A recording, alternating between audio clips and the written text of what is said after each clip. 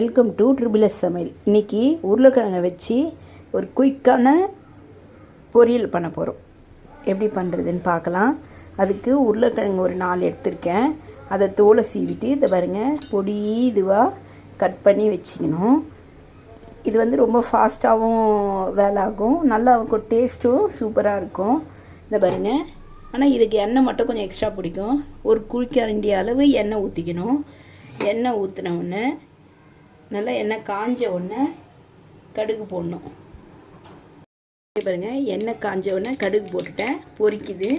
கடுகு பொரிஞ்ச உடனே ஸ்லோ பண்ணிவிட்டு இந்த உருளைக்கிழங்கை கொட்டிடணும். கொட்டிட்டு பாருங்க, இந்த மாதிரி வதக்கி விடணும்.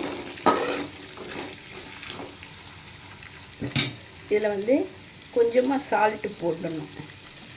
எவ்வளோனா ஒரு அரை ஸ்பூன் அளவு, இதை பாருங்கள், அரை ஸ்பூன் அளவு சால்ட்டு போட்டு நல்லா கலரிட்டு, இதை பாருங்கள், நல்லா கலரிடணும். இதுக்கு தண்ணி ஒரே ஒரு ட்ராப் சும்மா இப்படி தெளித்து விடணும், அவ்வளோதான். ரொம்ப ஊற்றக்கூடாது தண்ணி. இது கொஞ்சம் இந்த உப்பு இதுலேயே கொஞ்சம் வேகட்டும். அதுக்கப்புறம் என்னென்ன மசாலா போடணுன்னு காமிக்கிறேன். இங்கே பாருங்கள், உப்பு போட்டு லைட்டாக இதாக இருக்குது. இப்போ என்னெல்லாம் போடணுன்னு காமிக்கிறேன் பாருங்கள். முதல் பெருங்காயத்தூள், உருளைக்கிழங்குன்றியா அதனால் ஜீரண கோளாறு வரக்கூடாதுன்றதுக்காக பெருங்காயத்தூள் சிட்டிக்க தான் போட்டேன். அப்புறம் மிளகாத்தூள்,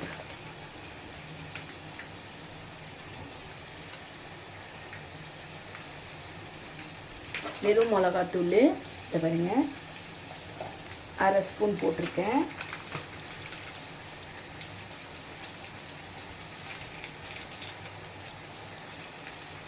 தனியாத்தூள் ஒரு ஸ்பூன் போட்டிருக்கேன்.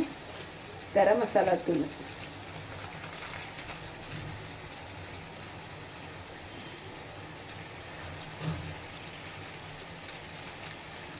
ஒரு 1/4 ஸ்பூன். இது எல்லாத்தையும் கலரிடணும் நல்லா. அதை பாருங்கள்,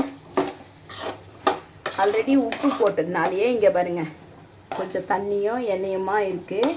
இது எல்லாத்தையும் கலந்துட்டு நம்ம தண்ணி சும்மா லைட்டாக அதை பாருங்கள் தெளித்து விட்டுடும் பாருங்கள். இங்கே பாருங்கள், இவ்வளோ தான் தண்ணி தெளிச்சுட்டு நல்லா கலரிட்டு இதை மூடி வச்சிடணும். நல்லா எல்லா இடத்துலையும் நல்லா படணும். ஆனால் இது செய்யணும், ஸ்லோலியே தான் செய்யணும். ஸ்லோவில் தான் வச்சுருக்கேன், ஸ்லோலியே. இந்த பாருங்கள், எல்லா இடத்துலையும் மிளகாத்தூள், உப்பு, தனியாத்தூள் எல்லாமே, கரம் மசாலா எல்லாம் இதாகிடுச்சு. இதை அப்படியே வச்சுட்டு ஸ்லோலியாக டிஸ்டர்ப் பண்ணக்கூடாது. இதை ஒரு 10 நிமிஷம் அப்படியே மூடி வச்சிடணும். 10 நிமிஷம் கழித்து பார்க்கலாம். இந்த பாருங்கள், உருளைக்கிழங்கு சூப்பராக ரெடி ஆயிடுச்சு. நல்லா இதுவாக இருக்குது, நல்லா வெந்து போயிருக்கு. இந்த ஸ்டேஜில் கொத்தமல்லியும் கருவேப்பிலையும் பொடியாக நசுக்கி தூவி இறக்கிடணும். டேஸ்ட்டு பார்த்தேன், யம்மியாக இருக்குது. இந்த டிஷ் உங்களுக்கு பிடிச்சிருந்தா லைக் பண்ணுங்கள், ஷேர் பண்ணுங்கள், சப்ஸ்கிரைப் பண்ணுங்கள். பெல் பட்டனை டிங்குன்னு வச்சுருங்க. நிறைய பேர் பார்க்குறீங்க, சப்ஸ்கிரைப் பண்ணுங்கள் ப்ளீஸ். Thank you very much. இன்னொரு டிஷ்ஷோடு பார்க்கலாம். பாய்.